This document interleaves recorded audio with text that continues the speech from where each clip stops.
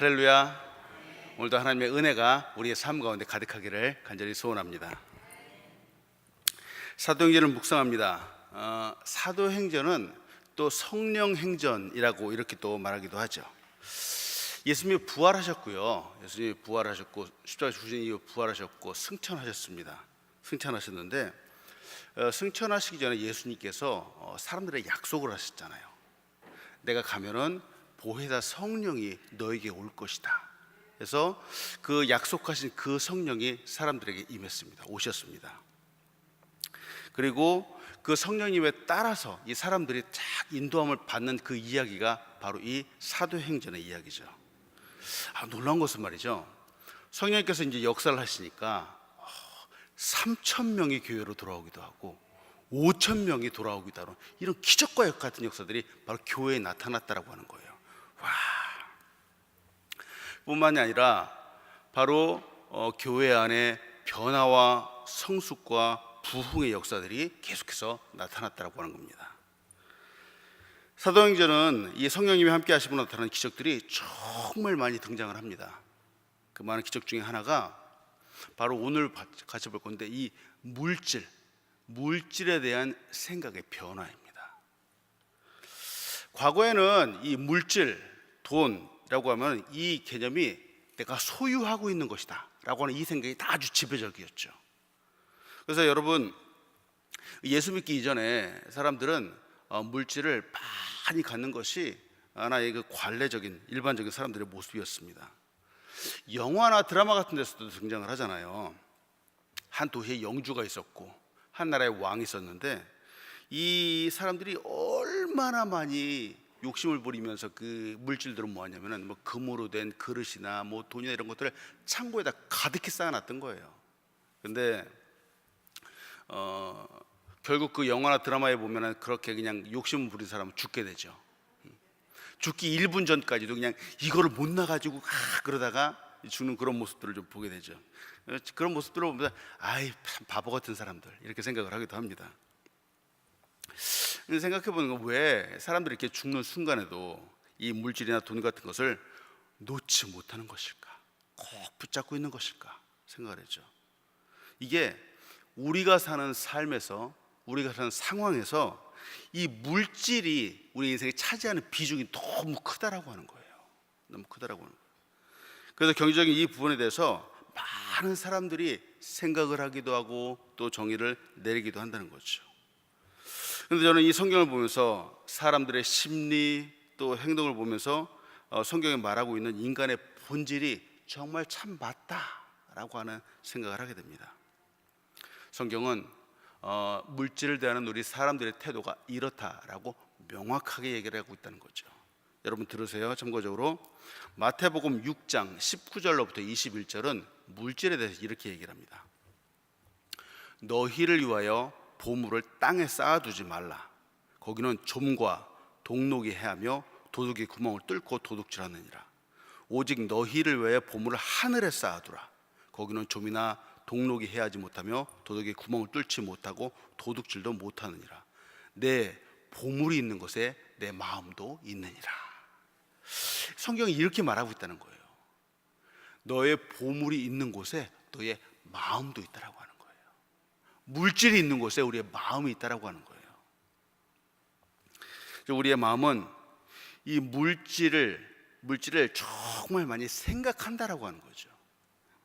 물질에 우리의 마음을 빼앗길 수도 있다라고 지금 성경은 경고를 하고 있다라고 하는 겁니다. 오늘은 그 중에 하나로 이 아나니아와 삽비라에 대한 이야기가 성경에 등장을 합니다. 아까도 말씀드렸지만 성령님이 함께 하시면서 정말 우리 인생의 삶 가운데 놀라운 변화들이 나타났습니다. 함께 모인 교회 이 성도들이 자신의 소유를 다 팔았습니다. 다 팔았고 그리고 그 모든 것들을 이건 내 것이다 라고 주장하는 사람이 없었다라고 하는 거예요. 모두 공동의 소유, 함께 나누고 함께 사는 그런 공동의 소유가 나타났습니다. 이게 초대교회의 모습이죠. 놀라운 일이죠. 예수 믿으면서 그들에 대한 이 물질에 대한 생각들이 아주 놀랍게 변화되었다라고 하는 겁니다. 참고적으로 말씀드리면은 이 사도행전에 이 상당수의 많은 부분이 물질, 이 돈의 문제를 다루고 있다고 하는 겁니다. 또 이 사도행전과 더불어서 누가복음에서도 이 누가복음을 기록한 누가도 물질에 대한 부분을 상당수 아주 많이 기록을 합니다.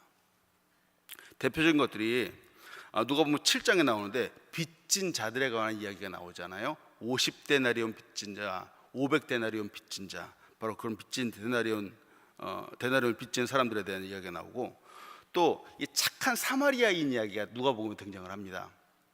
사마리아인이 길을 가다 강도를 만난 사람이 있는데, 사마리아인이 그를 갖다가 데려다 주면서 2데나리온을 주면서 이 사람을 잘 돌보아주라 라고 하는 그런 이야기가 또 나오고요. 또 어리석은 부자 이야기, 불의한 청직 이야기, 부자와 나사로 이야기, 또 열무나 이야기, 성경 보니까 이 돈과 관련되어서 선을 행하고 또 욕심을 부리고 이런 이야기들이 너무 많이 등장을 하더라는 거예요. 누가복음을 전하는 누가에게 있어서 이 돈을 보는 관점이 있습니다. 이 누가는 말이죠, 부는 위험한 것이다 이렇게 본다는 거예요. 그래서 이 누가복음이 주장하는 것은 부자는 참 어리석다라고 이렇게 주장을 한다는 거예요. 이 부분을 예수님도 말씀을 하셨습니다. 누가복음 18장 24절로 26절을 말하면 예수께서 그를 보고 이르시되 재물이 있는 자는 하나님 나라에 들어가기 얼마나 어려운지 낙타가 바늘귀로 들어가는 것이 부자가 하나님 나라에 들어가는 것보다 쉬우니라 하시니라. 듣는 자들이 이르되 그런즉 누가 구원을 받을 수 있어요? 그러니까 이게 누가복음 18장에 나온 이야기라는 거예요. 사도행전에 등장하는 교회의 이야기는 이 초대 교회의 모습들을 많이 보게 됩니다. 예수님이 승천하신 이후에 교회가 세워지고 교회가 막 성장하기 시작하면서 말이죠, 교회는 문제들을 직면을 하게 되었습니다. 많은 문제들. 오늘 본문과 같이 물질을 대하는 이 문제들이 교회 안에 생기게 되었고요. 또 앞으로 이 사도행전 6장에 등장하는데 이 교회를 행정적으로 처리하는 행정의 또 문제들이 교회 안에서 나오기 시작을 했습니다. 그리고 외부적으로는 교회를 핍박하는 그런 문제들을 또 직면을 하게 되었죠. 성경에도 나왔지만 오늘날 교회도 그렇잖아요. 교회에서 오늘날 교회에서 싸우는 상당수의 그 원인이 물질 때문이다라고 하는 웃지 못할 이야기들이 참 있습니다. 교회는 말이죠, 초대교회, 옛날에 이제 태초의 그 교회가 세워진 이래로 지금까지 계속 공격을 받아오고 있는 것이죠. 내부적이건 외부적이건 교회는 끊임없이 문제들을 직면을 하고 있습니다.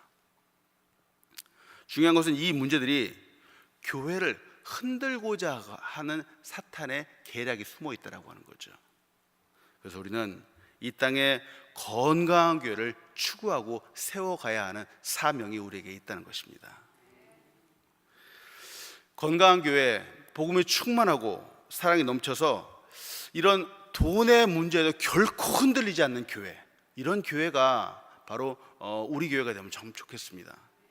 또 이 고난과 핍박이 와도 말이죠, 그 본질을 잃지 않고 변함없이 영혼을 구원하고 말씀을 선포하며 이 세상의 빛과 소금의 역할을 감당하는 교회, 그런 교회가 바로 우리 교회가 되면 좋겠습니다.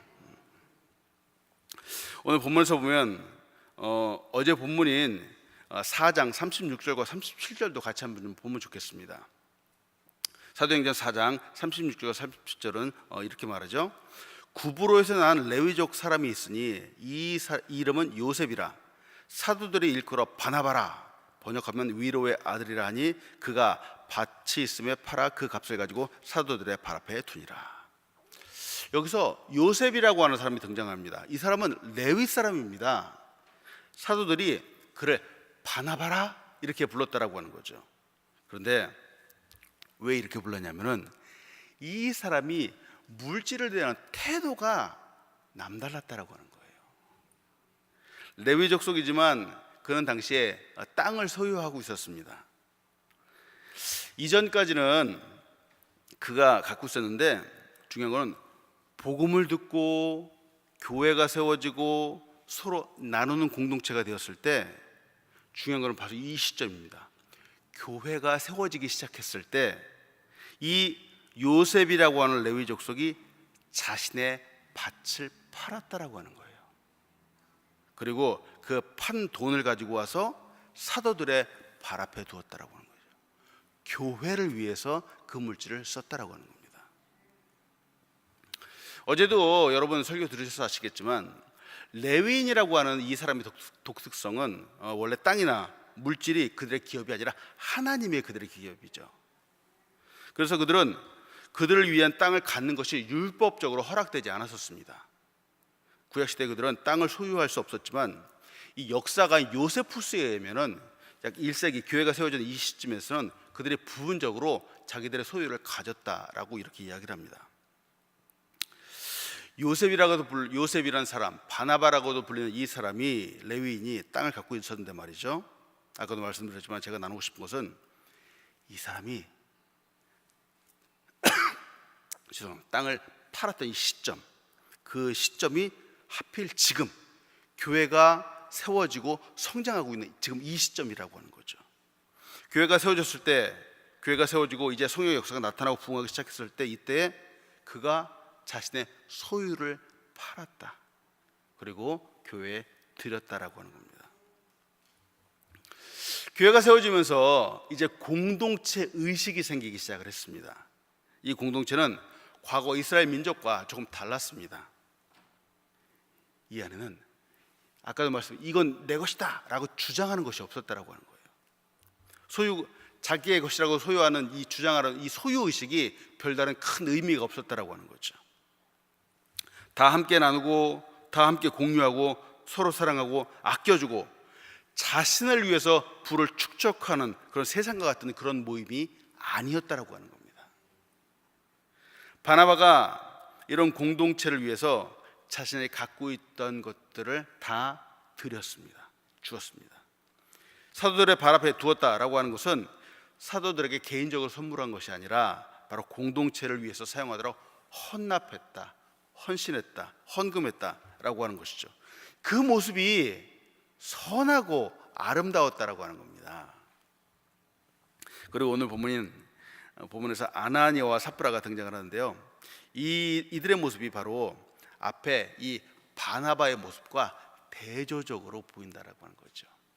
오늘 본문에서 여러분과 같이 나누고 싶은 첫 번째는 이것이죠. 내가 갖고 있는 모든 것이 다 하나님의 것이라고 하는 순수한 마음을 갖는 것이 은혜라고 하는 겁니다. 내가 갖고 있는 모든 것들은 사실은 다 하나님의 것이죠. 내 것이라고 주장할 수 있는 것이 사실 없습니다.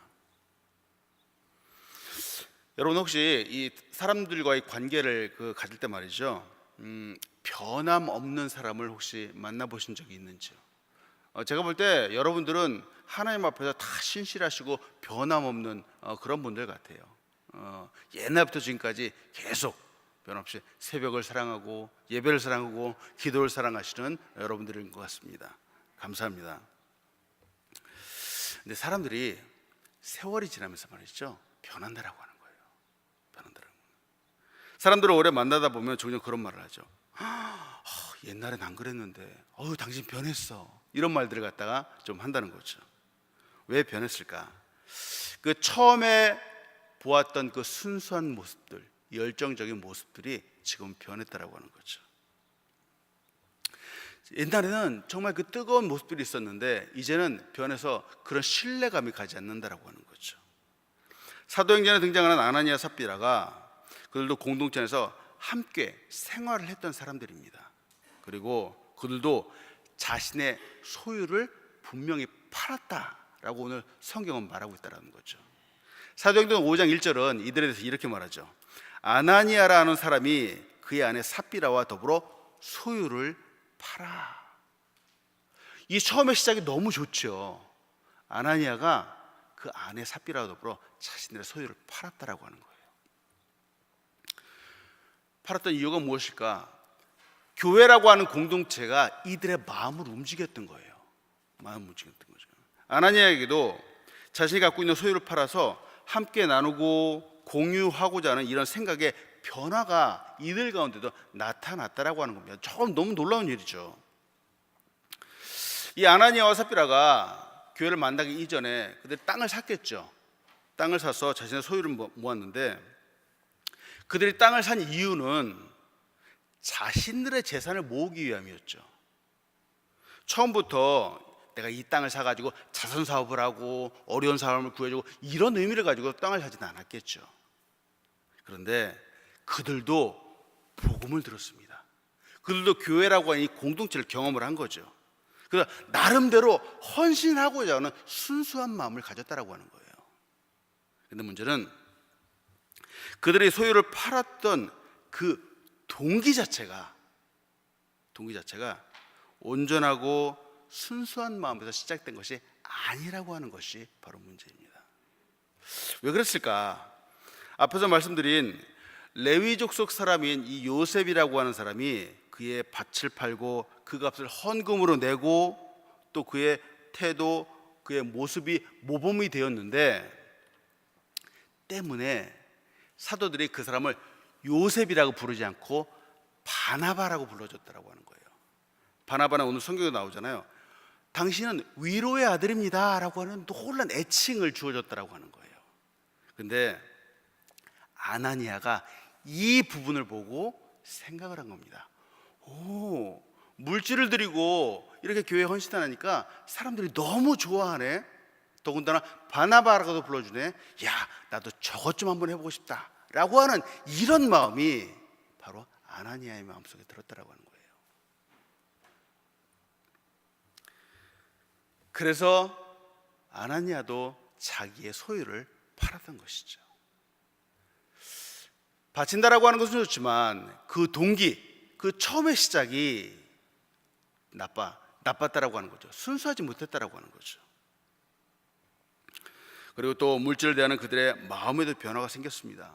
물질을 들려고 하니까 그 마음속에 욕심이 생기기 시작을 한 거죠. 탐심이 들어왔습니다. 내 것이라고 하는 생각, 나의 것이라고 하는 마음이 그들이 팔았던 소유의 값어치 일부를 숨기도록 만들었던 거죠. 오늘 본 말씀 사도행전 5장 2절로부터 4절까지 이렇게 말합니다. 그 값에 얼마를 감춤해 그 아내도 알더라. 얼마만 가져다가 사도들의 발 앞에 두니 베드로가 이르되 아나니아야, 어찌하여 사탄이 내 마음속에 가득하여 내가 성령을 속여 그 땅 값 얼마를 감추었느냐. 땅이 그대로 있을 때는 내 땅이 아니며 판 후에도 내 마음대로 할 수가 없더냐. 어찌하여 이 일을 내 마음에 두었느냐. 사람에게 거짓말한 것이 아니요 하나님께로다. 사탄이 말이죠, 이 아나니아의 마음, 물질에 대한 마음을 건드린 겁니다. 그래서 처음에 갔던 그 순수한 마음이 아니고 이 비교의식에 의한 이 마음을 욕심으로 바꿔버린 거죠. 탐심으로 바꿔버린 거죠. 여기서 보고 나누고 싶은 것은 2절과 3절에 등장하는 감추다라고 하는 단어입니다. 감추다. 이 감추다라고 하는 이 단어를 헬라어 그 원문으로 보면 말이죠, 그 뜻이 횡령하다, 훔치다라고 하는 뜻이 있습니다. 근데 이 감추다라고 하는 단어를 성경에서 또 다른 곳에서 사용하고 있습니다. 구약 성경에서도 한번 사용되고 있는데요. 여러분 아간이라고 기억나시나요? 아간에게 바로 이 감추다라고 하는 단어가 사용되고 있습니다. 이 아간은 어디에 등장하는 사람이냐면 바로 여리고성이 무너질 때 등장하는 사람입니다. 여리고성을 무너뜨린 후 정복한 후에 아간이라는 사람이 모두 이제 여리고성에 들어가서 그 전리품들을 다 보는데, 아간이 여리고성에 있는 좋아 보이는 옷 한 벌, 그리고 은 200세겔, 금 50세겔을 몰래 가져다가 자기 텐트에다가 숨깁니다. 이때 감추다라고 하는 단어가 바로 이 단어입니다. 오늘 본문에서 쓰였던 단어와 똑같죠. 무서운 일이죠. 이때 아간이 외투를 감추고 은과 금을 감췄는데 그 뜻이 횡령했다, 훔쳤다라고 하는 것이죠. 근데 중요한 것은 누구의 것을 훔쳤는가? 바로 하나님의 것을 훔쳤다라고 하는 거예요. 하나님의 것을.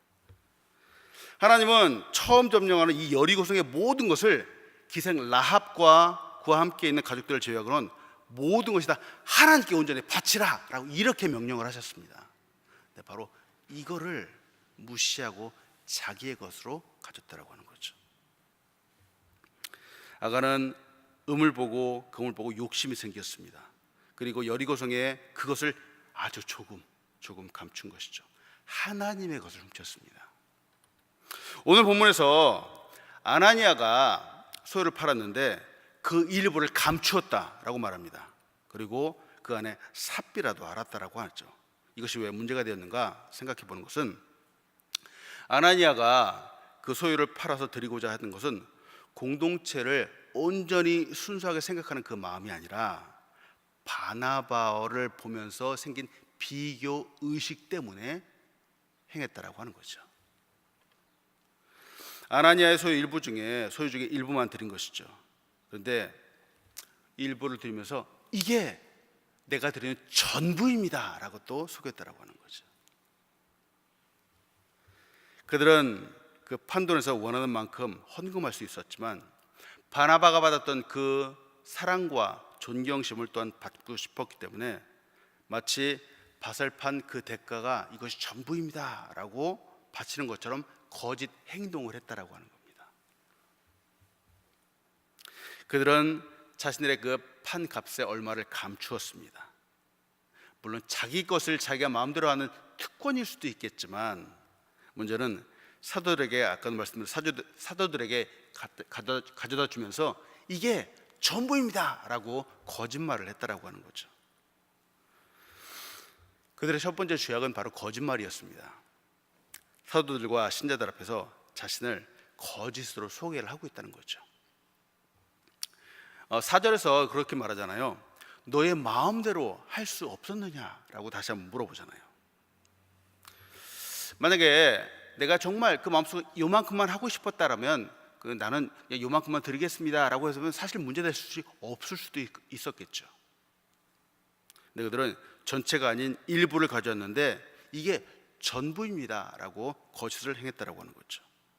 헌금 액수에 대해서, 드리는 액수에 대해서 거짓말을 하는 거죠. 마치 이걸 전부라고 드리면 바나바처럼 칭찬 들을 줄 알았던 겁니다. 여기서 보고 싶은 것은 이 순수하지 못한 동기, 더군다나 이 물질을 다루는 이 마음 속에 사탄이 역사할 수 있다라는 것을 우리는 항상 경계해야 된다는 거죠. 비교의식이 그렇잖아요. 이것이 우리의 삶을 힘들게 만든다라고 하는 거예요. 사람이 한 세상을 살아가면서 행복해지는 이유도 참 다양하고요, 또 불행해지는 이유도 참 다양합니다. 그런데 행복과 불행을 결정짓는 결정적인 그 이유 중에 하나가 바로 비교의식 때문이라는 거예요. 내가 누군가 비교함으로써 정말 득이 될 게 하나도 없고요, 아주 고약한 결과만 따른다는 거 여러분 아시죠? 사람들이 종종 이렇게 생각하죠. 그래도 내가 저 사람보다는 조금 낫지, 이렇게 생각하는 경우들이 좀 많이 있죠. 그러면은 내 속에서 나도 모르는 우월감이 생기게 된다는 겁니다. 또 어떤 사람들은 이렇게 생각을 하죠. 그래도 내가 저 사람보다 좀 못한 것 같아, 이렇게 생각하는 경우들이 있죠. 그러면은 내 마음속에 열등감이 생기게 된다는 거죠. 또 어떤 사람들은 이렇게 생각하죠. 그래도 내가 저 사람과 좀 비슷한 것 같아, 이렇게 생각을 하죠. 그러면은 마음속에 왠지 모르는 조급감이 생긴다라고 하는 거예요. 그럼 어떻게 해야 되죠? 낫다고도 생각하지 말아야 되고, 못하다고 생각하지도 말아야 되고, 또 똑같다고 생각하지도 말아야 되고. 보니까 이 세 가지의 비교의식이 별로 그렇게 큰 도움이 되지 않는다는 거죠. 특히나 신앙생활을 하는 사람, 우리 그리스도인들은 누군가와 비교를 하면서 신앙생활을 한다는 건 너무나도 괴롭다라고 하는 거죠. 그리스도인인데 불행을 느끼는 경우가 있다라고 하는 겁니다. 때문에 우리 신앙생활에 핵심이 있습니다. 예수 믿는 사람들의 핵심이 있습니다. 여러분, 우리는 예수를 처음 믿기 시작했을 때 십자가에서 죽었잖아요. 십자가에서 죽고, 십자가에서 죽은 사람은 내 것이다 라고 주장할 수 있는 내가 없다라고 하는 거죠. 욕심이 생기지 않는다라고 하는 겁니다. 그래서 비교하지 않는다라고 하는 거죠. 우리는 이미 십자가에서 예수님과 함께 내 옛사람이 죽었다라고 하는 겁니다. 그리고 새로운 피조물이 되어서 새 사람이 되어서 주님과 함께 부활했다라고 하는 거죠. 죄에 대해서는 죽고 비교 의식이나 부정적인 것에 대해서는 죽은 사람이 되었다라고 하는 겁니다. 그런데 예수 믿는 사람이 여전히 아직도 비교하고 괴로워한다. 그러면은 아직 옛사람이 다 죽지 않은 것이죠. 아나니아의 물질을 대하는 마음, 비교하고자 하는 그 마음엔 사탄이 지금 역사를 하고 있는 것이죠. 중요한 것은 이 마음과 생각을 누구보다도 하나님께서 잘 하신다라고 하는 거죠. 오늘 본문을 통해서 나누고 싶은 두 번째가 바로 이것이죠. 하나님은 우리의 마음의 깊은 것까지 다 아시는 분이라는 겁니다. 하나님은 우리의 생각과 마음의 중심까지 다 아시는 분입니다. 때문에 우리는 하나님을 속일 수 없음을 항상 기억해야 된다는 거죠.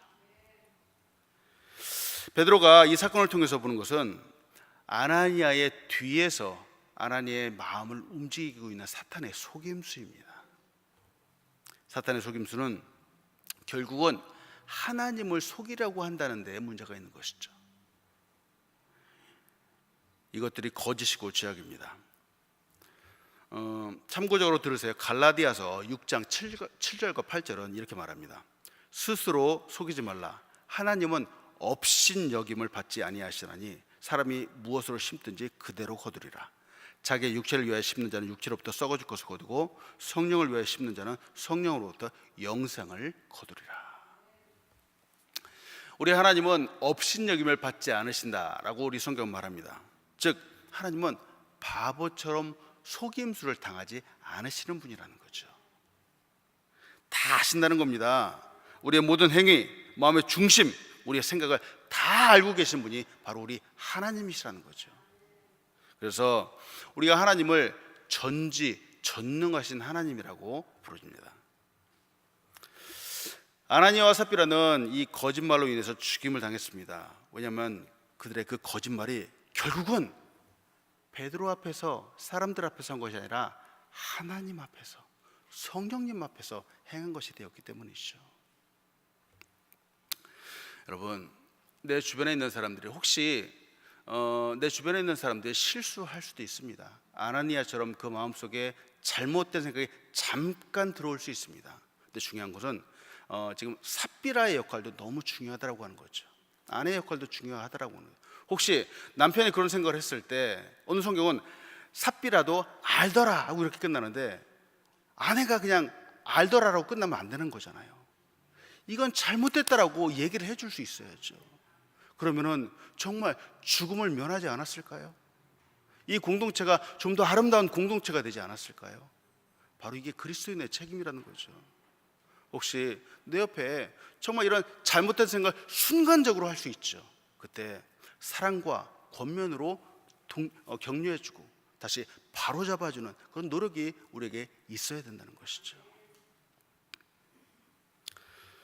오늘 성경은 참 안타까운 이야기죠. 한 번의 거짓말로 죽음을 당했다라고 이렇게 나와 있습니다. 좀 두려운 이야기도 합니다. 교회 공동체의 시작 부분에 이런 사건이 있었다라고 하는 것은 정말 중요한 것을 말하죠. 왜냐하면 무엇이든지 그 처음 시작이 정말 중요하다고 하는 겁니다. 교회가 처음 세워졌는데 이 교회는 우리가 잘 알고 있는 것처럼 예수 그리스도의 순결한 신부라고 하는 겁니다. 주님의 순결한 신부인데 순결한 신부가 처음 시작하면서부터 거짓으로 시작할 수 없다라고 하는 것이죠. 교회의 시작이 거짓으로 시작하는 거짓된 신부가 될 수 없는 것입니다. 존 스타트 목사님은 바로 이 사건을 이렇게 말합니다. 은밀한 죄는 은밀하게 다루어져야 하고 개인적인 죄는 개인적으로 그리고 공적인 죄만이 공적으로 다루어져야 한다는 것이 좋은 일반적인 규칙이다라고 말합니다. 보세요. 관점으로 볼 때 아나니아 이 죄는 교회 앞에서 거짓을 드러내는 공적인 죄악이 되어버렸다라고 하는 거죠. 참 안타깝습니다. 이것이 교회 공동체 전체에 사실은 악을 행하지 말아야 된다는 좋은 본이 되어버렸습니다. 오늘 본 말씀 사도행전 5장 11절 마지막 절에서는 이렇게 말하죠. 온 교회와 이 일을 듣는 사람들이 다 크게 두려워하느니라 라고 말합니다. 사도행전에서 이 교회라고 하는 단어가 바로 이 부분에서 처음 등장을 합니다. 이후에 사도행전에서만 무려 교회라고 하는 단어가 18번 이상이 등장을 합니다. 교회는 이 아나니아와 삽비라 사건 이 이후로 이제 크게 역사가 나타나기 시작을 합니다. 죄악이 사라진 이후에 부흥이 더더욱 가속화되는 것이죠. 교회는 사명이 있는 거룩한 공동체입니다. 이 사명을 이루기 위해서 죄악이나 속임수나 술수, 거짓이 있으면 안 된다라고 하는 것이죠.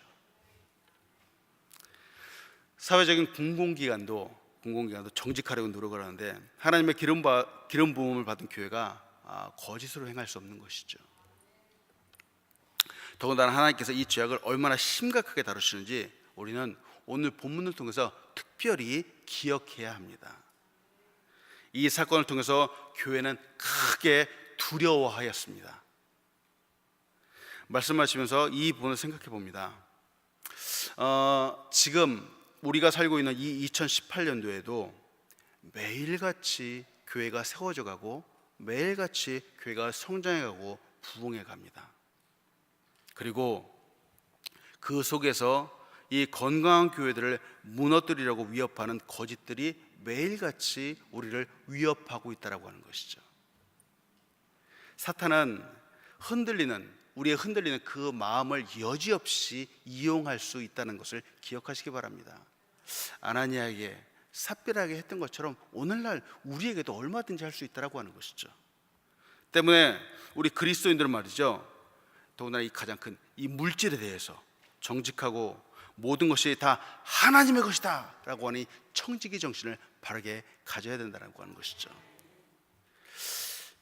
이것이 내 것이다 라고 욕심을 내는 이 순간 말이죠, 순간 우리는 시험을 당하게 될 것입니다. 또한 교회 안에는 거짓을 행하지 않는 거룩함이 필요하다라고 하는 것이죠. 모든 것을 다 아시는 하나님, 내 마음의 중심까지 깊은 것까지 다 아시는 하나님이 계시다라는 사실을 우리는 믿고 의지하고 생각해야 된다라고 하는 것이죠. 복음은 정말 좋은 소식입니다. 은혜이죠. 값없이 주시는 선물이죠. 그런데 귀하고 거룩한 것이기에 더더욱 두렵고 떨림으로 우리가 지켜야 된다고 하는 거죠. 복음을 이 물질적인 것들, 세상적인 것들에 빗대어서 비교할 수 없다는 것이죠. 사랑하는 여러분, 아까도 말씀드렸지만 비교의식, 교회 안에 들어오는 비교의식은 결코 도움이 되지 않습니다. 하나님 앞에서, 하나님 안에서 우리는 누구나 다 사랑받고 누구나 다 존중받고 복음으로 다 구원받은 하나님의 아름다운 사람이라는 사실을 기억하시기 바랍니다. 그래서 오늘도 교회를 든든히 세워나가시고 정말 흔들리지 않는 믿음 가지고 승리하시는 여러분들 되시길 간절히 축복합니다.